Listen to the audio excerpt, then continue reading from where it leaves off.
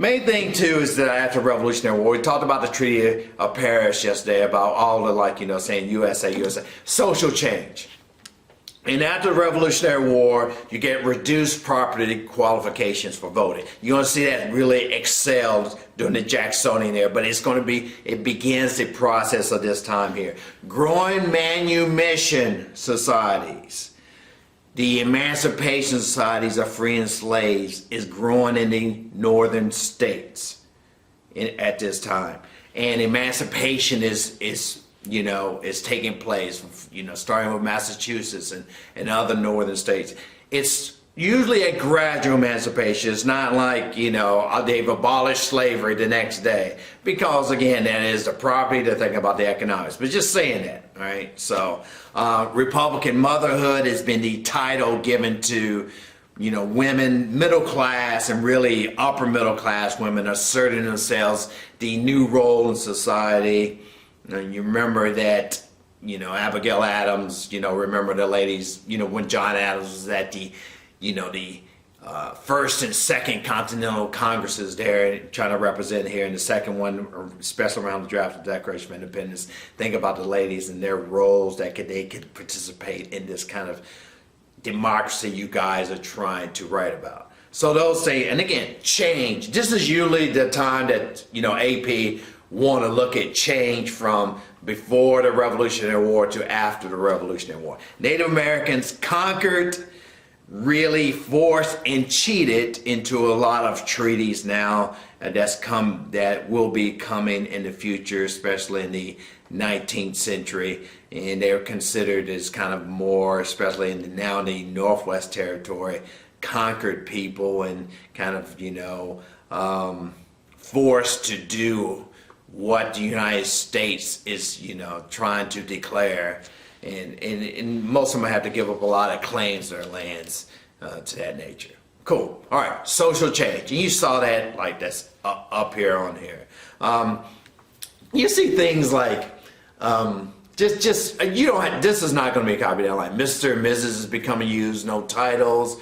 Those inheritance laws to the eldest son, like those primogeniture laws, are abandoned or kind of phased out. It's in an ironic way, especially today, knowing what's going on, that bowing goes out and handshakes are in. That I guess bowing and curtsying to people might come back into style, maybe. Who knows? Because of what's going on now. But at this time, this is like the handshakes. The Anglican Church is on the outskirts. You got the Episcopalian Church. More of the American kind of Methodist and Baptist churches are kind of like commanding local areas in the inside states and towns. All right, good enough. That's good enough. Now, for number 2, this is really good. I think I have a thesis statement for you. More than anything, and it's going to be up here. And this is a good time, if you have the articles, to have a counter style thesis on here. So I thought I would put it up there so we can practice. Now, for your free responsible Friday, you may not have to explicitly say a thesis, but it's always good to take stands and arguments and learn these things when you're talking about thesis statements and writing essays, particularly in history. Although the Articles of Confederation was effective during the American Revolutionary War, it honored the states and their rights, and negotiated treaties, and settled land claims by passing the Land and Northwest Ordinances, respectively 1785, 1787. It became an ineffective way of governing the new nation with a weak central government that could not collect taxes, regulate trade amongst the states, and very weak leadership with no chief executive. So that is my kind of little practice thesis to kind of sum up, the problems with the articles, or actually attributing some positive things to the articles, but then saying some of the things that's very weak about it that the Constitutional Convention is going to try to correct. All right. So, and again, 9 out of 13 states had to pass in the legislature had to, approve of any laws that was passed, and to amend it, you had need unanimous consent of all 13 states. Very inefficient in a way. And I love my little land ordinance, my little Northwest ordinance. Land ordinance kind of divide up into designated land into certain townships in there. So, and how it would be divided up, like square miles, and the Northwest ordinance bans slavery and kind of admit to the states. Anyway, again, you only have 45 minutes. I don't know how much details there'll be going into that. Number 3, Shays Rebellion, debt, disputes between states, failure of meetings, conventions lead to the Constitutional Convention on May 25th in 1787 in Philadelphia. So all those things will lead to, hey, we probably need representatives and delegates from the states because things are not working out. Shays Rebellion is pretty scary to a lot of people. George Washington tries to get people together at Mount Vernon, and Hamilton tried to get people at the Annapolis Convention, and nobody is really sending a cross-section of delegates that are appearing there. Now, after with Shays Rebellion, you see that people are a little bit more concerned. In 1786, it's like, wait a minute, we gotta watch out for the masses here and what they will do. We might have some kind of rebellion. This might die already here. This is why it's critical that we need to shore up the national government. Let's kind of revise the articles. And you know what happens once they get there. They ball it up and, do a little fade away, throw it away in there in the trash can. But I told you they didn't have trash cans, but maybe onto the floor. All right, now you've got that. So, and that's annotated. Number 4, this Constitution, all right, will set a stronger national government based on a federal system of national, state, and local governments. I know everybody, that's your kryptonite statement, the federal system. A bicameral Congress. Checks and balances and separation of powers. That will be further interpreted by Federalists and Anti-Federalists, not political parties at the time. These are not political parties, but you get the Federalist Papers. Precedent set by Washington, all from James Monroe, Thomas Jefferson, what they're going to do. Supreme Court interpretation that's coming up, tomorrow with Mr. John Marshall, and the Bill of Rights that's going to be put into the Constitution in 1791 to satisfy most all of the states or appease them, so they will by that time that you get North Carolina, Virginia, New York, all to ratify this new U.S. Constitution. You don't really need to know about New Jersey plan and the Connecticut plan and the Great Compromise, all that, because we only got 45 minutes. That's all you need to know about the Constitution, about sending a stronger national government in there. In the bicameral Congress, what is based on federalism, checks and balances, separation of powers.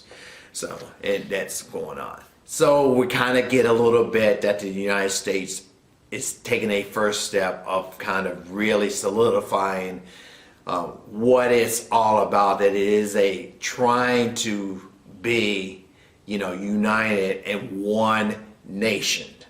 As you know, it's going to be problematic. Very good. And we know that at this time that George Washington, who was head of the Constitutional Convention, will become the first president of the United States, unanimously elected in 1788. So enter from 1789 to 1801, the Federalist era. And we have 3 things to kind of notice from Washington Adams. It's not too much. I think you guys can handle stuff today in this period. And a lot of this stuff, I really feel good about this. I know this. All you need to do is review and reflect. Take your time, take a breath. Don't just read it and just say that you know it, but just actually take about 15 to 30 seconds, and you might have to look something up then afterwards, because you're like, wait a minute, do I know this? Or when you're reviewing with somebody else. Very good. Washington saves the nation. And that's going to be up here on my annotations. You know, Hamilton's BFAT, and I'm not going to go over that acronym because you should look into that about his financial plan. His Proclamation of Neutrality, 1793. You know, didn't want to get involved in French. Honor the Alliance Treaty. Pick one: Jay's Treaty, Pinckney's Treaty, or Whiskey Rebellion, just so that you remember about Washington. Farewell, no third term. He doesn't say that, but by virtue of his farewell. No permanent alliances. He did not want political parties and factions. And he actually says that we want to keep our, you know, national debt down and kind of keep our national credit up. You know, that's not as important as avoid the permanent alliances, avoid the political parties. They did not want to see the nation just become this, you know, separate kind of fighting amongst groups here. And, you know, so that's what you need to know about Washington. There you go. You're done and away with that. All right, for the way. Now, between Washington and Adams, as we get to the election of 1796, number two, political parties begin to formalize with the Federalist Party and the Democratic Republicans. You guys are smart enough to know that probably between today and tomorrow and a little bit on Monday, when I refer to Republicans as the Democratic Republicans, they're not the anti-Federalists, as you'll see some people label them. That is not a party. Democratic Republicans are a party, all right? So in there. So political parties begin to formalize. Lastly, I know you're already getting to that today. It's like, man, oh man, we might be kind of short here. Let me look at the clock. Man, can I make it to about like 25 minutes? Woo! John Adams. Don't worry about XYZ. Don't worry about Quasi-War. Don't worry about that.